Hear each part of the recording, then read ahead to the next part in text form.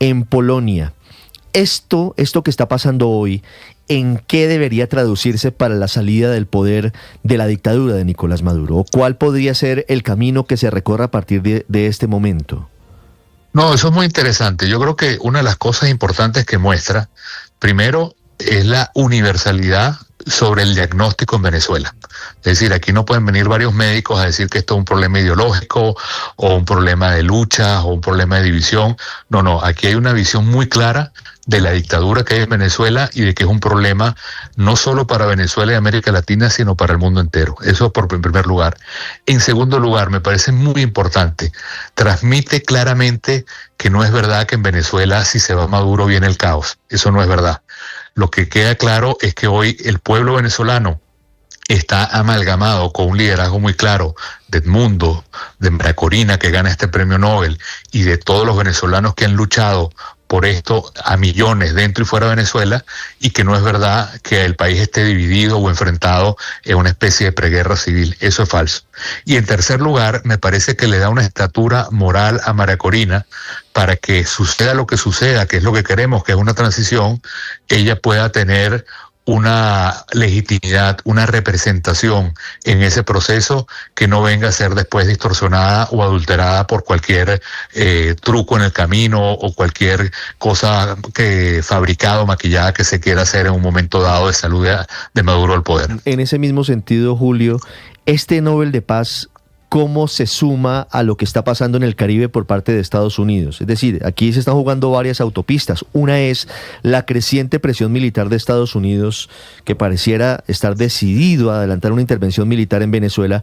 Y por otro lado, la academia, el Comité Noruego, entregándole el Nobel de Paz a la principal opositora de Nicolás Maduro. ¿Cómo jugándose en dos autopistas distintas, esto puede confluir en el tránsito y el regreso hacia la democracia en Venezuela? Sí, totalmente de acuerdo. Es decir, a eso me refería yo cuando hablaba de la unanimidad. Ahora, ¿cómo se conjuga esa unanimidad en el sentido de que hay diferentes autopistas, como bien tú dices? Yo creo que todo eso se conjuga hacia, en mi opinión muy personal, lo que yo creo que va a ser el desenlace de esta película, y es que Maduro y su núcleo de poder se van a fracturar. Y esa fractura, esa implosión interna va a abrir las puertas a un proceso de transición en Venezuela y de democracia en Venezuela.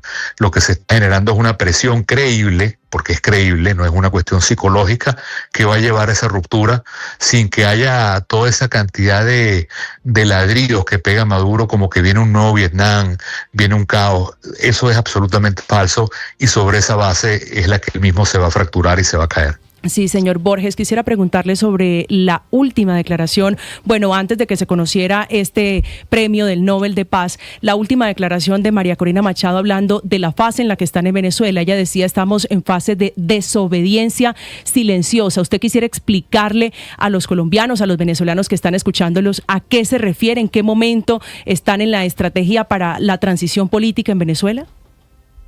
Bueno, se refiere a algo muy concreto y esto es muy importante.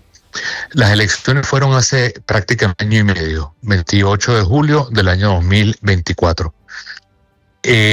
La realidad es, y no es que yo lo piense simplemente por intuición, lo dicen todos los estudios de opinión y acaba de hacerse un estudio de opinión muy serio por una empresa norteamericana. Lo importante es que la energía, la fuerza del pueblo venezolano del 28 de julio está intacto. Es decir, es un pueblo que no ha tirado la toalla ni que dijo que ya perdimos y que hay que pasar la página, todo lo contrario. Para el pueblo venezolano, tú le preguntas la fecha de hoy y te va a decir hoy es 28 de julio del 2024. Ahora, eso lo que implica es que en ese sentido, esa energía que está allí no se ha transformado. Y esto lo que hace es alimentar con mucho más fuerza esa energía. Y por eso nosotros pensamos que esa frase de María Corina tiene todo el sentido del mundo, porque implica un pueblo que está, a pesar de la represión enorme que hay, activo, esperando y a la expectativa de cualquier tipo de ventana que se abra, de grieta que se abra, para lograr de manera definitiva esa transición. De eso se trata y eso supone una organización muy, muy quirúrgica porque la represión es todos los días. No es pública porque se trata de activistas, periodistas, dirigentes en todas las regiones, pero es una lucha que está intacta y una energía que está intacta. Bueno, María Corina, esta mañana en el diálogo con Edmundo González habla de José Gregorio Hernández, así que vamos a esperar milagros de aquí en adelante. Señor Borges, un gusto saludarlo. Gracias por acompañarnos esta mañana. Gracias por la oportunidad. Hasta luego. Gracias y felicitaciones de nuevo. Gracias. Este es uno de los líderes de la oposición, muy cercano a María Corina Machado. Felipe, ahora esperar cómo se mueve el gobierno de Maduro. Le puedo asegurar que algo debería pasar en Venezuela, ganado el premio Nobel por parte de María Corina Machado. Ella está en la clandestinidad, ¿no? Sí, porque además tiene orden de captura, según entendí. Está preparando un comunicado María Corina Pero Machado. está en Venezuela, ¿no? El drama de María Corina, Felipe, es que se esconde, no aparece en público desde enero de este año, lleva 9 meses perdida, por temor a que la dictadura. ¿Usted recuerda la que atrape? ese día la capturaron? Yo creo que ya con este Nobel es muy difícil que le puedan ese día, echar Felipe, mano a perdóneme, ese día en enero estuvo detenida, por eso es que ella pasa a la clandestinidad. Es la escena de la moto, ¿se acuerdan del hombre que la escena de intercepta la moto cuando ella sale de esa manifestación? Pero Néstor, vale la pena que hagamos un ejercicio periodístico, por llamarlo de alguna manera. ¿Quiénes son los ganadores y quiénes son los perdedores de la entrega de este premio Nobel de Paz a María Corina? Porque uno pensaría que, por supuesto, pues la gran ganadora es María Corina, pero es que son el pueblo venezolano, los 8 millones de venezolanos que han tenido que salir de su país por cuenta de la dictadura del narcotraficante Maduro. Es decir, hay muchos ganadores. Hay alguien celebrando si yo fuese, Aurelio, perdón. La democracia. Si yo fuese venezolano y hubiera tenido que salir de Venezuela, que son 8 millones de personas hoy en el exilio, yo me sentiría un poquito, la verdad, ganador del premio Nobel. Claro, Néstor, sin lugar a dudas. Y si fuera, y si estuviera con Maduro, y si estuviera apoyando a Nicolás Maduro, me sentiría derrotado, porque esto es un espaldarazo gigante. Pues es que, si quiere, empecemos por los derrotados. Maduro es el primero. Eso es un garrotazo a Maduro, claro, sin lugar a dudas, es un garrotazo a Maduro. El presidente Petro y sus áulicos, derrotados. Bueno, totalmente pero hay derrotados. Hay alguien que seguramente está sintiendo un reforzamiento con este premio Nobel de Paz de María Corina Machado. El presidente Trump. Es el gobierno del presidente Trump. Claro. Que está recibiendo, porque es que usted no puede desligar este premio, Néstor, de lo que puede pasar. De lo que están llamando ahora la guerra del Caribe, mal llamada, ¿sí? Pero que está ahí. Es decir, hay una ofensiva del gobierno de Trump frente a Maduro, y este es un empujón, vamos a decirlo así, desde la sociedad civil a ese cerco a Maduro.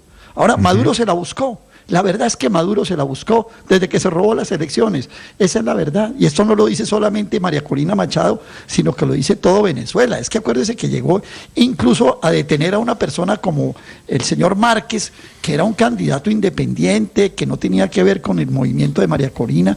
Es decir, ha cometido toda clase de atropellos, y entonces lígueme los bombazos del Caribe con el premio Nobel de Paz de María Corina, y yo creo que el garrotazo es doble y que da un aire. Ahora, digamos, a esa ofensiva. Imagínese usted, Aurelio, solo hipotéticamente, si el señor Trump, con base, cuando seguramente ya lo informaron, Felipe, de que la principal líder de la oposición en Venezuela se gana el premio Nobel, Trump dice y le dice a su gente: ¿y ahora qué hacemos nosotros? Tiene parqueados buques, portaaviones en el Caribe, está en operaciones tiene contra más de el cartel 10.000 hombres de los soles en armas en el Caribe. ¿Y qué hacemos ahora nosotros con el señor Maduro, cada vez menos legítimo? Y por supuesto es una pues lo que tienen que hacer, la pregunta es entrar y sacarlo. Si lo empuja o lo frena. Y claro que el objetivo del premio pues es más que merecido, y yo creo que tiene dos. Uno, mostrar que el autoritarismo está avanzando en el mundo, de un lado distinto al de Venezuela, pero con la misma herramienta del populismo, y que busca tratar de evitar una posible guerra en Venezuela, por el temor de que lleve a la desestabilización, que lleve a la violencia. La academia puede estar pensando en dos casos relativamente recientes, que son Libia y Sudán, en que la caída de los dictadores generó división del ejército y guerras civiles por años, y gran salida de población hacia países vecinos, y caos e ingobernabilidad. Aquí estamos asumiendo que sacan a Maduro y llega cualquiera, y eso no es tan fácil. Lo de María Corina Machado es un impulso a que sea una cosa coordinada, porque lo militar no logra restaurar el gobierno en una sociedad que ha estado Álvaro, sometida al autoritarismo. Con una precisión. Entonces puede ser un mensaje. El cualquiera es el señor que ganó las elecciones en Venezuela, ¿no? Edmundo González. No, es que ese sería el ideal, Néstor, pero eso no es tan fácil. Lo que pasó en otros países es que sí, llega ese, pero se divide el ejército y se forman dos gobiernos y empiezan las milicias, en este caso llámele guerrillas, y el caos y la violencia, y no se logró nada. Bueno, es fácil porque es respetar la democracia. Eso suele pasar en casi todos los países de la civilización occidental. 7 de la mañana, 11 minutos. Pero, Felipe, tiene usted razón en que hay un inmenso interrogante alrededor de cómo el premio Nobel a María Corina va a tocar y a mover seguramente la aguja. Lo primero es que le da una suerte de inmunidad diplomática, donde cualquier gobierno de todo el mundo va a proteger a esta mujer en caso de que el gobierno de Venezuela y la dictadura de Maduro trate de atacarla, de apresarla. Lo segundo es que yo sí creo que esto empieza, digamos, hace tan solo un año, Néstor, teníamos movilizaciones masivas en Venezuela porque había la esperanza de las elecciones, había la esperanza de poder tumbar a Maduro en las urnas, que obviamente sabemos que se la robó, pero yo creo que esto abre la posibilidad nuevamente de que esos millones de venezolanos que quieren una transformación, que quieren recuperar su democracia, se movilicen, se organicen, y más con la amenaza latente que tiene Trump en las costas del Caribe. Y lo último es la gran pregunta: ¿cuál rol jugaría María Corina Machado en esa transición democrática? Que yo creo que todo suma y todo hace que se haga más posible y más cercana. Pues es que es joven, entre otras cosas, por un tema generacional. María Corina va a jugar cualquiera que sea el rumbo del destino de Venezuela de aquí en adelante. 7 de la mañana, 12 minutos. Para quien quiera opinar sobre, Felipe, su idea de ganadores y perdedores con el Nobel de Paz a María Corina Machado, la cuenta Blue Radio Co, mi cuenta Néstor Morales C. Si me quieren dar la opinión, se suman a esta conversación sobre cómo va a afectar y nos va a tocar, ojo, a Colombia, por supuesto, cualquier desarrollo, cualquier desenlace. Va a ser un fin de año con seguridad muy movido para Venezuela, ahora que se acerca Trump y ahora que gana María Corina Machado. La última, Aurelio. Pero Petro quedó bien encartado, ¿no? Porque, mire, acuérdese que Petro no ha reconocido oficialmente el triunfo de Maduro ni el gobierno de Maduro. Esa relación de Colombia con el gobierno de Maduro. No, lo que no ha reconocido es el triunfo de Edmundo González. Aurelio. Por eso, bueno, no ha reconocido la derrota de Maduro o el triunfo de Edmundo González, mejor todavía. Pero además, con esto, ¿cómo va a quedar? O sea, tiene que reconocer el Nobel de María Corina, pero eso a la vez lo coloca en una situación. Es que lo de Petro realmente es muy inconsecuente, porque fíjese usted que paralelo con esto, entonces, ¿qué vamos a hacer con esa zona binacional que decretó? Eso no se sabe al fin en qué está, pero el encarte de Petro con este lío es decir, va a entrar, como dicen los comentaristas deportivos, en el terreno de las definiciones. Pero es que yo no lo veo en la mitad. Él ya se definió hace mucho tiempo, Paola, a favor de Nicolás Maduro y de la dictadura. Yo creo que eso es evidente. Por eso los mismo el trino de esta mañana, defensa Ricardo, y demás, usted eso es clarísimo. ¿Usted se acuerda una frase de María Corina Machado que en este momento la indiferencia y la neutralidad eran tomar apoyo en favor? Pero es que yo no veo indiferencia, yo veo un apoyo abierto del presidente Gustavo Petro Nicolás Maduro, pero clarísimo. Por eso. Bueno. Y por eso ese trino de esta mañana tan raro mezclando a la otra Nobel de Paz del Premio Ambiental, porque el que peca y reza empata. Entonces, de alguna manera trata de decir, de pronto he pecado apoyando al régimen de Maduro, pero eso sí, he hecho méritos en el cielo apoyando la transición energética y el cambio y bueno, protegiendo al planeta. Pero le quiero decir una cosa a María Corina, sobre todo yo creo que este Premio Nobel le sirve como una especie de chaleco antibalas. La blinda en términos de seguridad personal, porque en últimas, ¿quién va a capturar, a pegarle o a matar incluso a un premio Nobel de Paz? Digamos, eso ya le queda muy difícil cualquiera de esos escenarios a Nicolás Maduro es capaz de cualquier secuaces. cosa, ¿no? Está siendo demasiado bien pensada para mi gusto. Maduro es capaz de cualquier cosa. Es una dictadura, no confíen, no tienen los mismos principios suyos, se mueven de una manera diferente. Claro, son delincuentes, Néstor. Bueno, Felipe... Es que los delincuentes se mueven como delincuentes, pero pensando en lo que estaban diciendo ahorita Ricardo Ospina, de que el presidente Petro ya tomó partido hace mucho tiempo por Maduro. Pensaba yo que claro que lo tomó porque es que el presidente tiene 15.000 millones de razones para hacerlo. 15.000 millones era la cifra, la famosa de las grabaciones. Bueno. Imagínese Maduro detenido en una cárcel en los Estados Unidos negociando. En segundos sí está muy activo esta mañana el presidente Petro sobre el tema de Perú, en donde esta madrugada tumbaron a la presidenta Dina Boluarte. Hay cambio de gobierno en Perú, se cayó ella, que había tumbado hace 2 años y 3 meses al otro, al del sombrero, a Pedro Castillo. En segundos habla Nicolás Maduro, 7:15 minutos.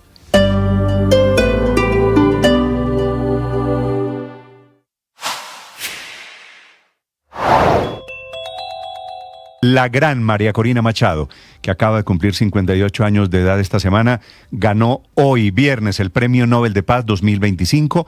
Ella, que es la mujer, el símbolo de la resistencia, de la oposición a la dictadura de Nicolás Maduro. Y ganó el Nobel, que por supuesto es un muy poderoso mensaje político, por esa lucha por la democracia, por defender los derechos humanos y por el incansable esfuerzo para lograr una transición política que no ha sido posible en Venezuela. A ella y a Edmundo González, Maduro se le robó las elecciones de julio del año pasado. Hay una frase que me gusta en torno al conflicto. Dice que el conflicto es inevitable y que a la vez es necesario. Inevitable porque nuestra estructura humana nos hace chocar en intereses, nos hace tener malentendidos, nos hace no poder estar siempre en la armonía que quisiéramos. Pero necesario porque si se asume con inteligencia, si se asume desde una actitud pacífica, si se quiere resolver, seguramente nos llevará a una mejor situación. Y esto en todas las experiencias de la vida, en la relación de pareja, en la relación laboral, en la relación internacional. Por eso hoy te invito no a tenerle miedo al conflicto, te invito a tener la actitud sana, a tener la actitud constructiva de resolverlos desde el consenso, desde los intereses, para tener una mejor situación. ¡Ánimo! Tú eres un ser valioso. Tú sabes. La motivación, Enrique, en Europa, que le da el premio Nobel a María Corina, a la inmensa María Corina Machado. Es un texto extenso y laudatorio donde se reconoce la labor de María Corina Machado y dice que obtiene este premio por su incansable labor en favor de los derechos democráticos del pueblo de Venezuela, por su lucha por lograr una transición justa, y habla directamente que esa transición debe ser pacífica de la dictadura a la democracia. De María Corina Machado dice que como líder del movimiento por la democracia en Venezuela es uno de los ejemplos más extraordinarios de coraje civil en América Latina en los últimos tiempos, y que ha sido una figura clave y unificadora en una oposición política que, bien es sabido, antes estaba profundamente dividida. Tiene un recuerdo además para los 8 millones de personas que han abandonado el país. Confío siempre en que tú puedes construir tu mejor día. Confío en que tú puedes dar siempre lo mejor de ti. Gracias por estar aquí, gracias por suscribirte, gracias por compartir nuestro trabajo. Oye, ánimo, ánimo y fuerza. En Blue, la radio se ve. Sábado, a pura selección Colombia, aquí en Blue. Desde las 2:45 de la tarde, Colombia-España. Por el tiquete al... El padre Alberto Linero es periodista y también está en Mañanas Blue. 7 de la mañana, 19 minutos.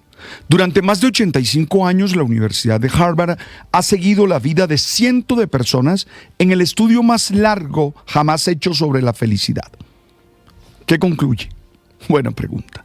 La conclusión es: no son el dinero, ni el éxito profesional, ni la fama lo que sostienen a los seres humanos. Lo que realmente determina la salud mental y emocional son las relaciones de calidad, esas que cultivamos, esas que hacemos, y el modo en que cuidamos de nosotros mismos cada día. Hoy, en el Día Mundial de la Salud Mental, quiero recordarte que la salud mental no es un privilegio, es una responsabilidad. Ten claro que no depende solo de lo que nos pasa, sino de lo que hacemos con eso que nos pasa. Hay quienes viven rodeados de afecto, pero no saben recibirlo. No entienden cómo recibirlos. Otros tienen muchas oportunidades, pero el miedo los paraliza. Por eso el autocuidado es fundamental. Y no se trata solamente de mascarillas o de pausas activas esporádicas o de viajes. No, se trata de vivir consciente de lo que somos, de lo que hacemos y tratar de protegernos ante todos los estímulos que recibimos.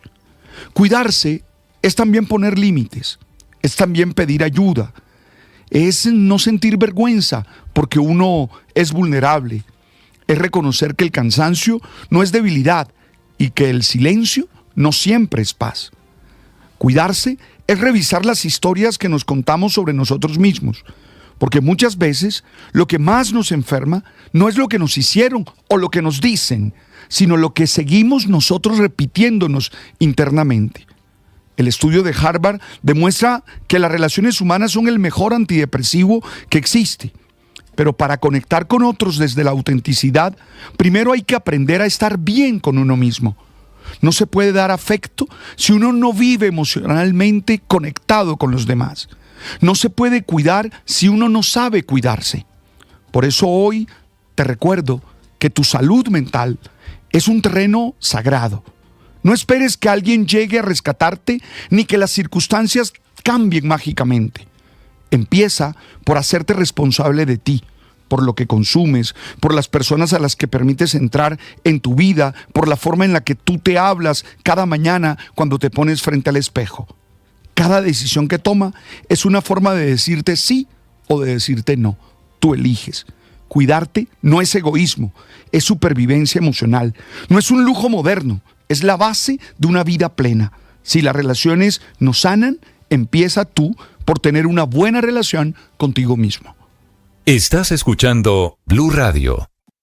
Todo el mundo está buscando algo. Ser el primero, estar en todo lado. Todo el mundo está buscando algo. Búscanos, porque te conectamos con la información, la opinión, el entretenimiento, porque queremos que seas el primero. @Blue Radio Co. en YouTube. Búscanos. Todo el mundo está buscando algo. Blue, más que radio. No todas las vidas comienzan aquí. Algunas comienzan aquí.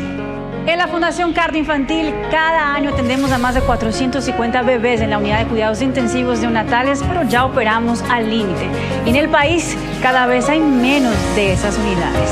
Aquí podríamos tener mejores espacios, más equipos, más incubadores. Ayúdanos a hacer lo posible.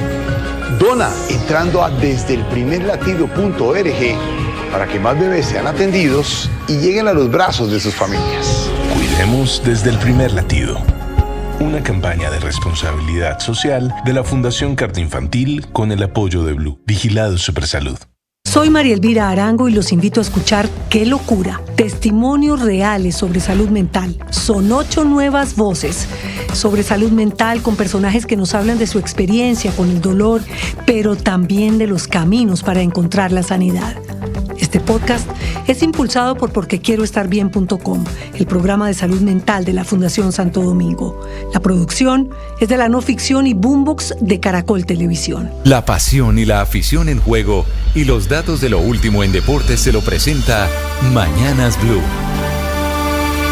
Ya tenemos las 7 de la mañana, 24 minutos. Momento para hablar de deportes, momento para hablar de las selecciones que van rumbo al Mundial del 2026. Primero Colombia, que está en Texas. El plan frente a México para el partido de mañana sobre las 8 de la noche parece ya definido. En la última práctica, el equipo nacional, con los 25 convocados, plantó una idea, un primer plan de juego, un primer equipo tipo que podría utilizar frente a la selección norteamericana. ¿Con quién en el arco? Kevin Mier sería el arquero de Colombia mañana para enfrentar a la selección azteca. Daniel Muñoz, Davinson Sánchez, John Lucumí y Álvaro Angulo serían los hombres del bloque de en defensa.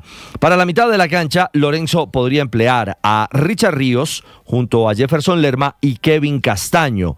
Y además, ya en la estructura de ataque, contaría con James Rodríguez, Luis Javier Suárez y Luis Díaz. El Lucho Díaz, que es hoy el gran estandarte, el símbolo, la estrella del Bayern Múnich, Luis Javier Suárez, que anda encendido desde la eliminatoria en el cierre de esa doble jornada y también ahora en el fútbol de Portugal. Y James Rodríguez, que volvió a ser el 10, el hombre de mando en el León de México, tendría esa responsabilidad en el estadio AT&T en Arlington, en Texas, donde será mañana ese primer juego de la gira desde las 7:30 de la noche. Colombia frente a México, aquí en Blue, en la señal del Gol Caracol y por supuesto en nuestra plataforma Ditu. Y a propósito de selecciones suramericanas, en esta ruta al Mundial, Brasil a esta hora está goleando 4-0 a Corea del Sur.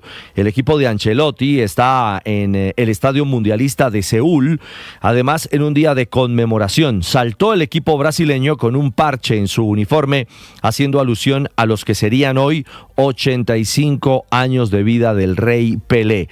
Un acto bellísimo previo al arranque del compromiso en territorio surcoreano y luego el fútbol. Estevao, el del Chelsea, marcó el 1-0. Rodrigo, que volvió a la selección absoluta, el del Real Madrid, marcó el segundo. Y se han ido por duplicado, tanto Estevao como Rodrigo, para poner 4-0 parcialmente el juego. En campo están Casemiro, Bruno Guimaraes, Vinicius Junior, Mateus Cunha, ya pensando Ancelotti en el equipo mundialista. Y también recién terminó en territorio japonés, en Osaka, en el estadio Panasonic Suita, el partido de Paraguay. La selección de Gustavo Alfaro empató 2-2 con Japón. Miguel Almirón marcó el primero para los guaraníes, Ogawa puso el 1-1, luego Diego Gómez, el que actúa en el Brighton, en el fútbol inglés, puso el segundo para los paraguayos y sobre la hora, en la última acción del juego, Ueda logró la paridad 2-2. Empate entonces en este partido de gira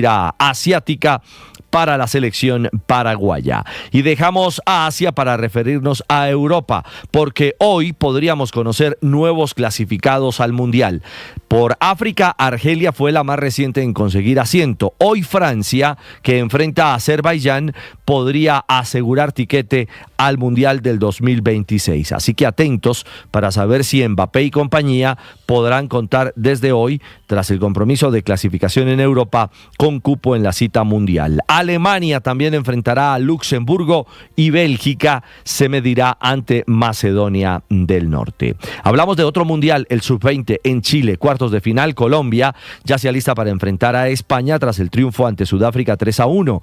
Los españoles también vienen de ganar en los octavos de final 1-0 frente a Ucrania. Eso sí, ha sido un camino muy irregular para esta selección española, que arrancó el mundial perdiendo con Marruecos 2-0, que empató con México 2-2 y que logró una victoria que le dio clasificación como tercera 1-0 frente a Brasil. Veremos mañana España qué tiene para mostrarnos frente a esta Colombia que viene en ascenso, por lo menos en resultados y goles. Eso sí, una Colombia que no contará con Simón García, el defensa central de Atlético Nacional, fundamental en el bloque defensivo, que será baja por acumulación de tarjetas amarillas. El jugador Bazán podría ocupar esa posición. Veremos qué decisión toma el técnico César Torres. Este es el quinto juego vía semifinales. La llave que nos interesa en esta instancia de cuartos de final es la de México y Argentina. Si Colombia supera, y eso esperamos, a la selección de España, su próximo rival en la semifinal del Mundial Sub-20 saldría del duelo entre mexicanos y argentinos. También se verán las caras en cuartos de final, Noruega frente a Francia y Estados Unidos ante la selección de Marruecos. Colombia-España mañana, 2:30 de la tarde, aquí en Blue y también en la señal de Gol Caracol y en Ditu. Y por último, Copa Colombia, cuartos de final ida, ganó el Nacional 1-0 frente al Once Caldas en Manizales. Edwin Cardona anotó de pena máxima. Luis Marquínez, ojo con ese nombre, otro joven arquero de la cantera de Nacional, fue la gran figura, sacó 4 balones de gol. El 22 de octubre en el Atanasio Girardot será el juego de vuelta. 7:29, los deportes a esta hora en Mañanas Blue. Estás escuchando Blue Radio. La experiencia espiritual nos hace tomar conciencia de que no estamos solos. Nos hace tomar conciencia de que tú y yo tenemos una red de apoyo emocional, material, personas que están con nosotros. Porque la experiencia espiritual nos hace saber que somos seres sociales, seres conectados. La espiritualidad es solidaridad con el otro. Ese es el tema hoy del Man está vivo. ¡Ánimo! Tú sabes.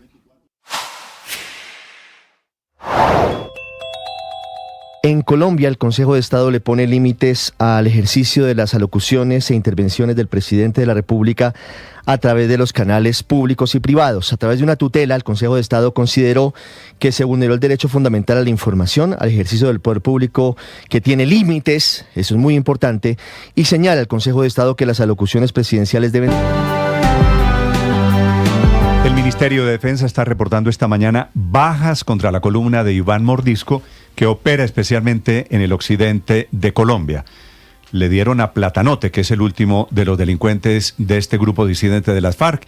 Allí con el ministro de Defensa está ahora Nicolás Rodríguez. Néstor, buenos días. Sí, señor, lo confirma también el almirante Francisco Cubillos, el comandante general de las Fuerzas Armadas, de la baja de alias Platanote, quien era cabecilla perteneciente al bloque occidental Jacobo Arenas, que está bajo el mando de alias Iván Mordisco y que para estas autoridades era responsable de las finanzas del grupo armado, específicamente hablando de dinero del narcotráfico y de la minería ilegal. Ante esto también el almirante Cubillos confirmó que alias Platanote hizo parte de este grupo armado por más de 35 años y ingresó a este grupo como un soldado raso y fue ascendiendo con el pasar del tiempo. Pero también en este momento, Néstor, el ministro de Defensa, Pedro Sánchez, le envió un ultimátum a Mordisco, quien, recordemos, se ofrece además una recompensa hasta por 5.000 millones de pesos. En palabras del ministro de Defensa, Pedro Sánchez, dice que este es el momento porque no hay lugar donde se pueda encontrar. Eso fue lo que mencionó el ministro hace algunos instantes. Alias Mordisco, si nos escucha, no le haga tanto daño a Colombia. Colombia no quiere que usted siga asesinando al pueblo colombiano, que lo siga atacando. Y hay la oportunidad de que se desmovilice. De lo contrario, no hay lugar donde se pueda encontrar. Solo es cuestión de tiempo. Por él ofrecemos una recompensa hasta 5.000 millones de pesos. Hasta 5.000 millones de pesos. Y si hay algo que tiene el Estado colombiano también, además de la legitimidad y la legalidad en las operaciones que estamos haciendo, es la persistencia. Néstor, en este momento las fuerzas militares y el Ministerio de Defensa confirma que por lo menos van 74 bajas en este momento, 74 neutralizaciones. Hay 5 recuperados, 9 disidentes sometidos y 10 capturas en este momento, como lo confirma además el ministro de Defensa, Pedro Sánchez. Y en este momento también, Néstor, hay una noticia importante que por lo menos confirman desde el Ejército Nacional, porque el general Luis Emilio Cardoso se refirió a los operativos en Torotó, Cauca, donde murió alias Demetrio o Espagueti. Confirma que se dio de baja este presunto cabecilla del ELN, señalado de varios secuestros masivos y atentados en este departamento de Colombia, Néstor. Sí. ¿Me repite el pueblo en el Cauca en donde se produjo este hecho? La muerte de Platanote fue en Timbiquí, como lo confirmó el almirante Francisco Cubillos. Y lo de Espagueti fue en Totoró. En Totoró, sí señor. Es Totoró, Cauca, donde murió alias Demetrio o Espagueti, considerado así por las fuerzas militares. Nicolás, gracias. Y hacen la rueda de prensa porque los disidentes de las FARC están golpeando en diferentes regiones del país. En las últimas horas en Jamundí, cerca a Cali, pero también en el departamento del Cauca. Hugo Mario Palomar. Néstor, el más reciente de los ataques de esta estructura criminal que lidera alias Iván Mordisco se registró en Robles, un corregimiento ubicado en la zona rural de Jamundí. Allí fueron lanzados cilindros cargados con explosivos contra la subestación de policía que terminaron impactando las viviendas del vecindario. 11 personas resultaron heridas, fueron rescatadas en medio de los escombros de estas casas ubicadas ahí en la zona urbana de Robles y trasladadas al Hospital Piloto de Jamundí. El relato de los habitantes de Robles después de este ataque de las disidencias de Mordisco. Cuando vimos el boom de explosión y yo salí, metí a mi mamá para la casa, la empujé para la casa de ella y me vine corriendo porque yo de una pensé en los que estaban acá enseguida. Y salí corriendo y yo llamaba a mi hijo, Paulita, a las niñas. Cuando entro nos encontramos, ellos venían saliendo heridos, todos heridos, llorando, angustiados las niñas. Y bueno, yo no había mirado ni mi casa. Cuando me dio por mirar para acá, cuando veo mi casa toda desbaratada. Y en efecto fueron 20 las viviendas destruidas ahí en Robles, 11 personas heridas, entre ellas 2 niñas de 4 y 5 años. Las ayudas están llegando a esta hora a esa zona devastada por este atentado terrorista, lo confirma la secretaria de Gobierno de Jamundí, Sención Arboleda.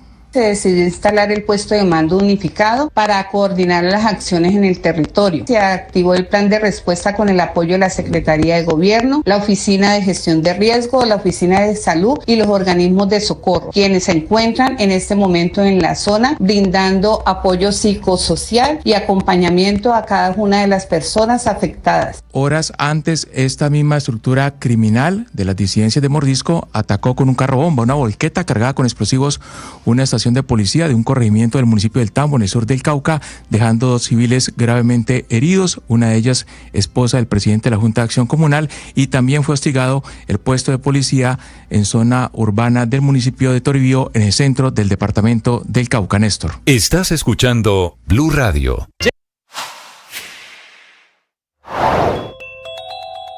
La gran María Corina Machado, que acaba de cumplir 58 años de edad esta semana, ganó hoy viernes el Premio Nobel de Paz 2025.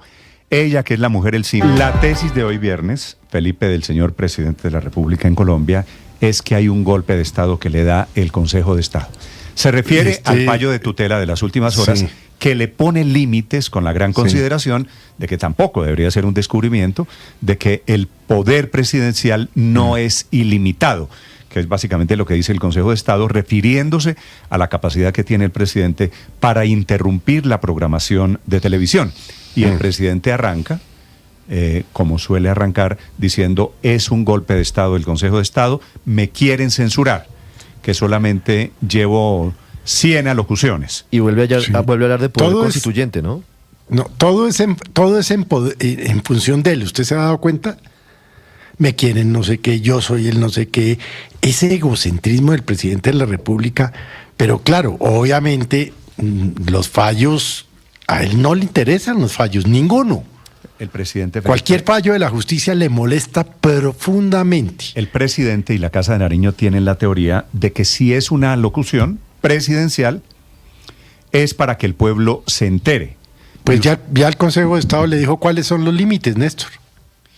Y entonces, Felipe, llegamos hoy a la que me parece a mí, si me lo permite lo digo, una muy buena noticia de que el presidente maravillosa noticia, Néstor. No puede interrumpir la programación cada vez que se le antoje.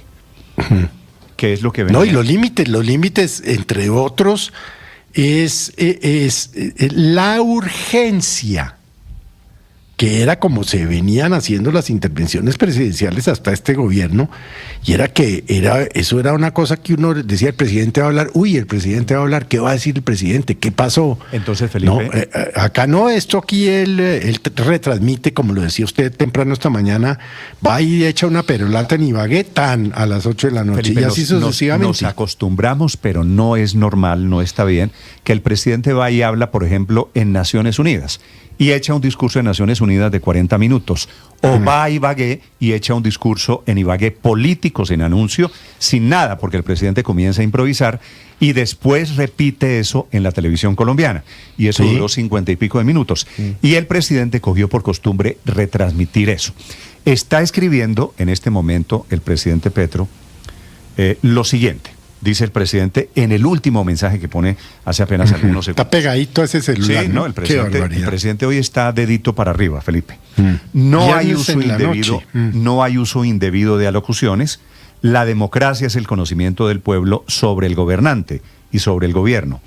Algo así como me gusta la desnudez y no la oscuridad de los gobiernos. Desde la oscuridad se roba y se mata.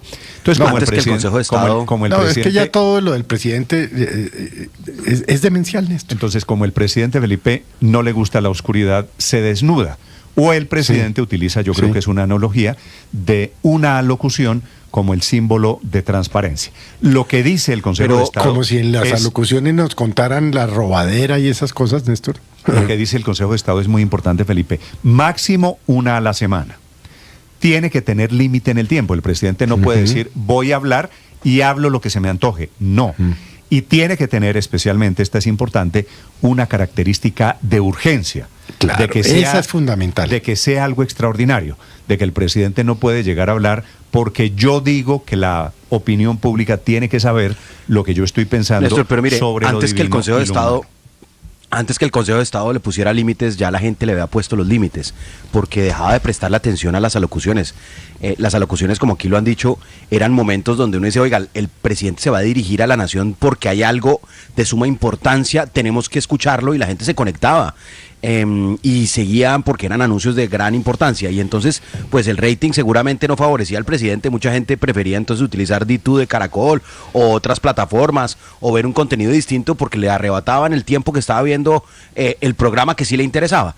Entonces la gente ya le estaba poniendo un límite, y la verdad el Consejo de Estado dándole la posibilidad de que haga una locución semanal no es que lo esté cercenando ni mucho menos, realmente es bastante todavía las facultades que tiene el presidente para transmitir. Ahora, incluso si lo quisiera. Hay un tema importante en esto. El esto. doctor Noriega, que fue miembro, Felipe, como usted se acuerda, en los años 90, tal vez Eduardo Noriega, de la miembro Comisión de la Comisión de Televisión. Sí. Están el presidente Petro, el petrismo, todos esta mañana diciendo que al presidente, Néstor, como a la pobre viejecita, sabe que lo quieren censurar. Hay un tema importante que trae el fallo, y es que le da instrucciones precisas a la Comisión Reguladora de Comunicaciones para que no sea un convidado de piedra, para que la comisión no quede al lado y ejerza las funciones. Tiene que haber control previo. Tiene que haber un control previo de qué se va a tratar la locución, de si es extraordinaria y posterior. Tiene usted razón, Felipe, porque dice el Consejo de Estado que hasta ahora no lo ha ejercido. Entonces dice, ustedes tienen que ejercer ese control para que de manera efectiva se garanticen los derechos, sobre todo el derecho a la pluralidad informativa y a la información de los colombianos, que son los derechos tutelados a través de esta sentencia. Por cuenta de la actitud del presidente Petro con el tema de locuciones, Felipe, se volvió más o menos paisaje que usted está en su casa viendo noticieros de televisión, va a comenzar la novela, va a comenzar su programa, y de repente, ¡pum!, el himno nacional. Y de repente, alocución del señor Gustavo Francisco Petro. Me decía un alto Urrego. funcionario del gobierno, del gobierno, que la mamá de ese alto funcionario estaba molesta porque le interrumpían las novelas y los noticieros, el presidente Petro. Eso, entre otras cosas. Eso es en la Ricardo, práctica, Néstor. No, es muy importante, porque eso es lo que protege también el Consejo de Estado.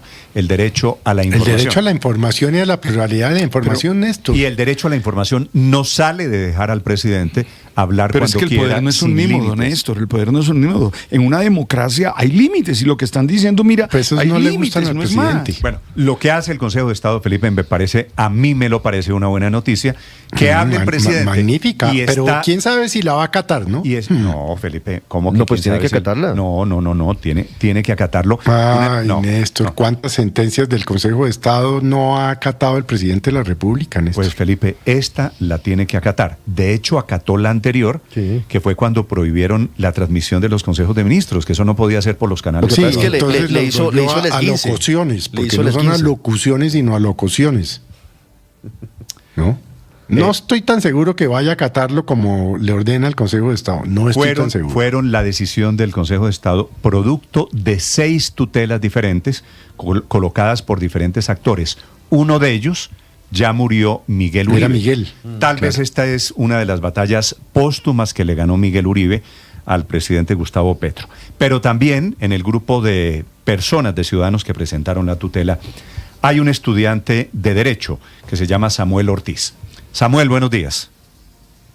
Néstor, buenos días. Gracias por la invitación. ¿Usted en qué semestre de Derecho está, Samuel? Octavo semestre, cuarto año. ¿En qué universidad estudia usted? En el Externado de Colombia. Pues quiero decirle que su tutela le ganó esta batalla muy importante al presidente de la República. ¿Usted puso la tutela, me dicen, con su mamá, Samuel? Sí, señor. ¿Por qué razón? ¿Cómo es la historia de su tutela? Pues desde el mes de abril que interpusimos la tutela, nosotros solemos ver televisión en esa franja horaria entre las 7 y 10 de la tarde, luego de volver de la universidad o del trabajo, y pues es un espacio en el que... Entre las 7 y 10 de la noche.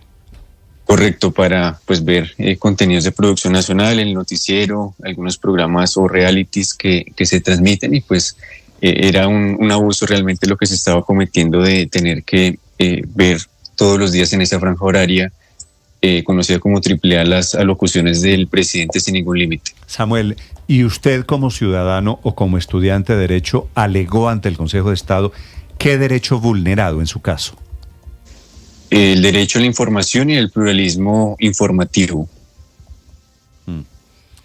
y usted ha visto lo que ha escrito el presidente Petro, que esto es un golpe de Estado, que lo quieren censurar, ¿cierto? Sí, lo acabo de leer. Usted como pichón de abogado, como abogado en formación, ¿qué le respondería al señor presidente? Pues le diría al señor Petro que está confundido y se quedó con la redacción original de una ley del 95 que hablaba, que le otorgaba al presidente de la República la posibilidad de intervenir en cualquier momento y sin ninguna limitación a través de la televisión, pero ya desde el 2001 la propia Corte Constitucional había declarado inexequible esa expresión y sin ninguna limitación, puesto que en un Estado social de derecho como el que nos rige, los gobernantes y las autoridades no pueden tener facultades ilimitadas, y ya en 2014 también el Consejo de Estado, la sección tercera, ya había dicho que la intervención del presidente en la televisión debe ser personal y únicamente sobre asuntos urgentes de interés público y relacionados con el ejercicio de sus funciones. Sí, Samuel, esta tutela llega al Consejo de Estado, pero ¿usted ante quién la entabló inicialmente? Inicialmente ante el Consejo de Estado, pero hubo un problema en la oficina de reparto en Palo Quemado, llegó un juzgado, pero luego fue remitida por competencia al Consejo de Estado y se ordenó la acumulación por ser una situación de tutela masiva. Claro, entonces por eso es que se demora tanto tiempo en fallarse esta tutela. Ya tuvo la oportunidad de leerla, ¿no es verdad? El documento de las 39 páginas. Sí, señor. ¿Qué es lo que más le llama la atención a usted de lo que dice el Consejo de Estado en esta tutela? Pues me parece muy relevante que recalca el papel de la CRC como el órgano encargado de promover el pluralismo informativo, y pues me parece que es un criterio acertado para garantizar el cumplimiento, que de aquí al 31 de diciembre de 2025 pues la CRC adopte un marco regulatorio que prevea controles previos, concomitantes y posteriores respecto de la alocución presidencial. Claro, fíjese, Samuel, que el presidente ha argumentado sus alocuciones en la necesidad de dar transparencia a su gobierno. ¿Qué le dice el Consejo de Estado en esta decisión? Pues le da dos pautas, creería yo, que primero pues debe responder a una justificación, una razón suficiente, puesto que las solicitudes que ha hecho pues no realmente corresponden a una circunstancia urgente. Y en segundo lugar, pues que la locución presidencial no debe ser recurrente, sino que debe más bien ser limitada tanto temática como temporalmente. Hay otro punto que es clave, Samuel, y es el que está relacionado con la oferta informativa y con los medios de comunicación a través de los cuales se pueden informar los colombianos. ¿Qué dice la tutela sobre eso? Porque pareciera una de las defensas de la presidencia de la República, en el sentido de que no solamente está la televisión para informarse, sino también están las redes sociales y otros medios de comunicación. No, pues realmente desconocer que la gran mayoría de los colombianos pues todavía consumimos productos de la televisión nacional, pues es desconocer la realidad colombiana, y pues más que la ley 182 prevé ese horario, esa franja AAA de 7 a 10 y media como el momento en que las personas suelen ver contenidos de producción nacional, en que se encuentran, por ejemplo, los noticieros para recibir o conocer información sobre acontecimientos más relevantes de la vida nacional, pero también otros contenidos como relacionados al ocio, el deporte o al entretenimiento. Sí, Samuel, le hago una pregunta final, o le traslado una pregunta de algunos amigos suyos que están en el petrismo. Si no, y hay muchas voces en este sentido. Si a usted no le gusta ver al presidente Petro, ¿por qué no cambia de canal? Pues Néstor, yo tengo televisión pues de hace 2 años en sistema TDT, y pues la oferta es más bien reducida, y pues le diría más bien les trasladaría este argumento, y es que trasladara el presidente sus intervenciones a los canales públicos para que no tengamos que cambiar de canal. Ok. Samuel, gracias por acompañarnos y felicitaciones. Esto para usted en su carrera de abogado, me imagino que es un tema muy importante, así que lo felicito, muy amable. A usted, Néstor, y asume este trabajo. Gracias, estudiante de Derecho, que es uno de los tutelantes en este tema de las alocuciones por televisión. El doctor Eduardo Noriega ha sido un dirigente político en la izquierda del Pacto Histórico de la Colombia Humana, pero adicionalmente fue comisionado en la famosa Comisión Nacional de Televisión, que dejó de existir hace unos años. Y es él a quien retuitea el presidente Gustavo Petro, que dice que sobre este fallo tienen por decir que es un golpe de Estado y que es un hecho de censura contra la libertad del presidente Petro. Doctor Noriega, buenos días.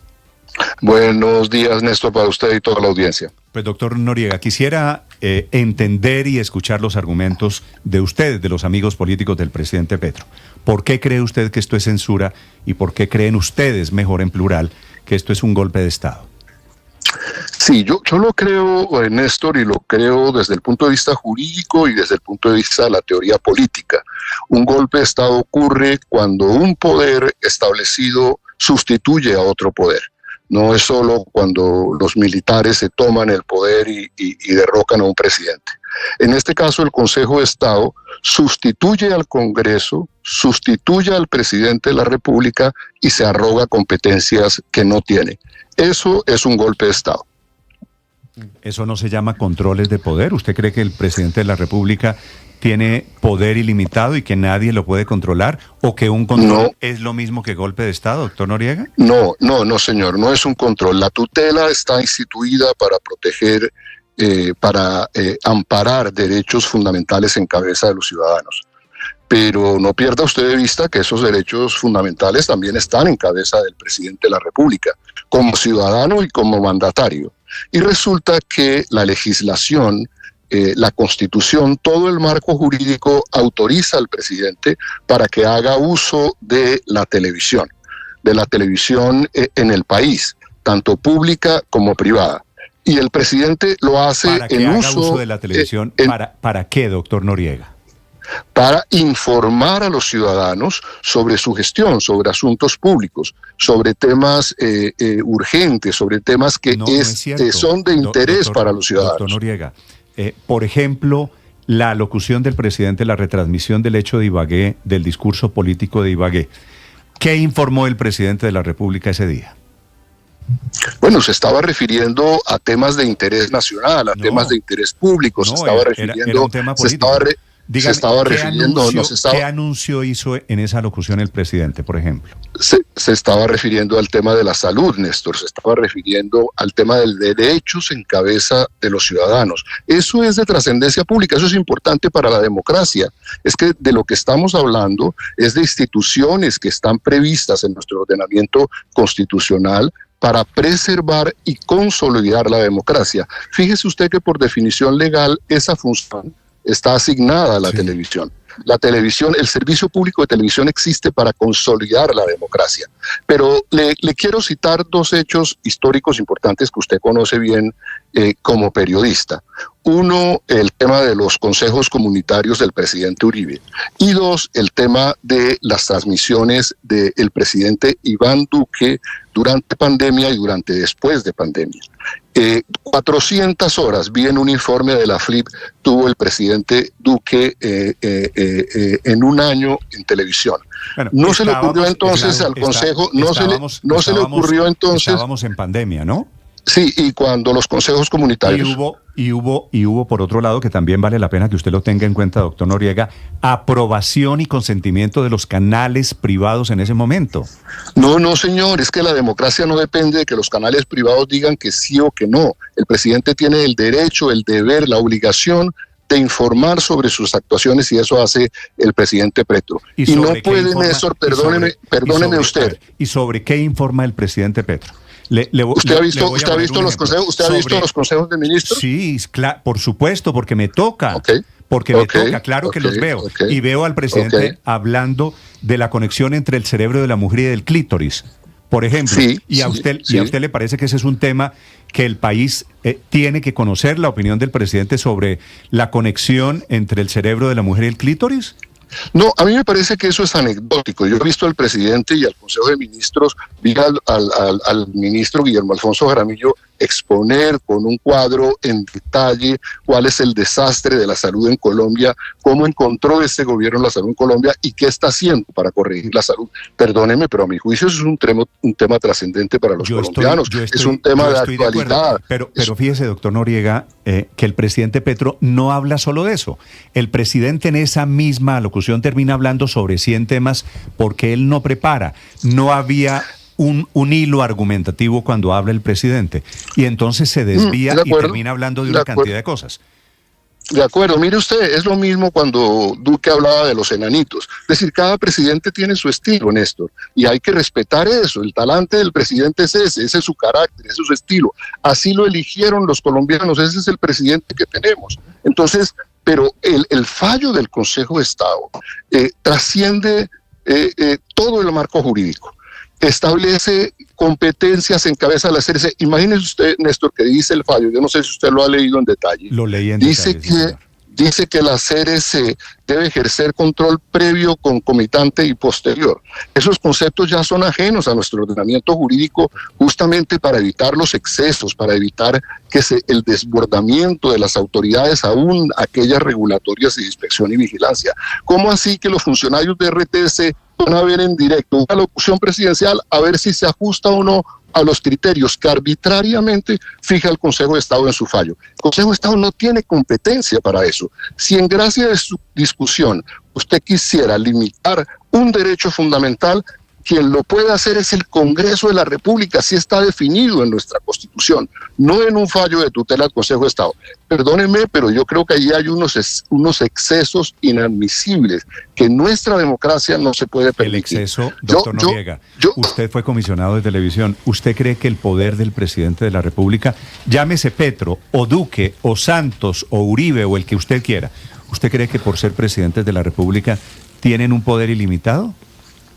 No, si usted quiere que yo le haga una confesión personal, sí. A mí no me gusta que los presidentes aparezcan tanto en televisión, cualquiera sea el presidente. No me gusta, no es algo que a mí me encante, prender la televisión y ver un programa oficial, que son bastante hartos, por cierto, pero no quiere decir que por mi gusto personal, que es el caso de las tutelas y de los tutelantes, que por mi gusto personal el Consejo de Estado se arrogue una competencia que no tiene. Ahí está el problema jurídico, Néstor. Y yo sí pido que lo entendamos, porque no está bien que el Consejo de Estado, tomando una decisión para complacer a la galería un poco obnubilada, aplauda ese fallo cuando se está resquebrajando nuestro orden institucional.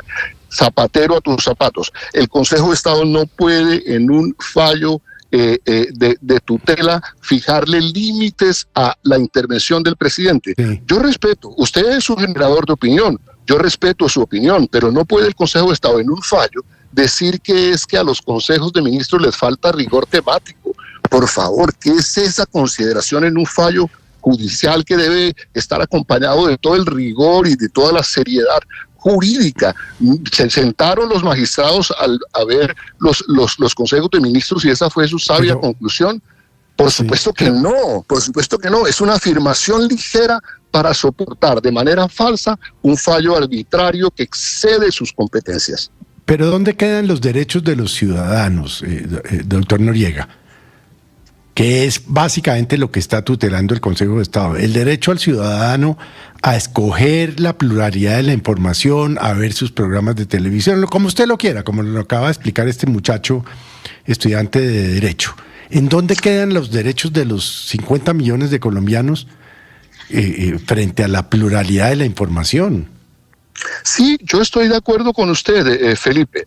Debemos ser todos celosos del pluralismo informativo.